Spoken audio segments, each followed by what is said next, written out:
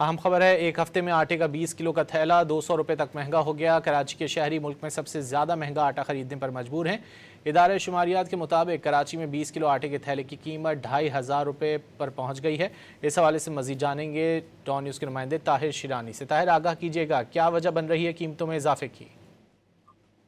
जी देखें, ज़ख़ीरा अंदोज़ी, मुनाफाखोरी, कुछ इंतज़ामी नाकामियाँ, गंदम के रिलीज़ में ताख़ीर, बास तरसीली रुकावटें और तरसीली लागत बढ़ने समेत दीगर मुख्तलिफ वजूहात हो सकती हैं जो हालिया हफ्ते के दौरान आटे की 20 किलो की कीमत में इजाफा हुआ है।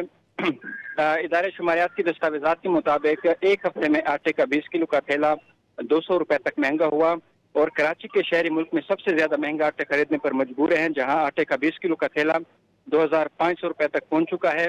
दस्तावेज के मुताबिक हालिया एक हफ्ते के दौरान हैदराबाद लाड़काना में आटे का 20 किलो का थैला 200 रुपये, सरगोदा 190, सखर में आटे का 20 किलो का थैला 160 रुपये, मुल्तान 133 रुपये 33 पैसे, जबकि कराची और खुशदार में आटे का 20 किलो का थैले की कीमत में 100 रुपये तक का इजाफा हुआ।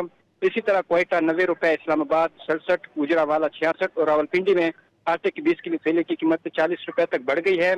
दस्तावेजात से मालूम होता है कि कराची में आटे के 20 किलो थैले की कीमत मुल्क भर में सबसे ज्यादा है, जबकि लाहौर में आटे के 20 किलो थैले की कीमत मुल्क भर में सबसे कम 1810 रुपये तक है। जी ताहिर शिरानी, बहुत शुक्रिया इन तफसीलात के लिए।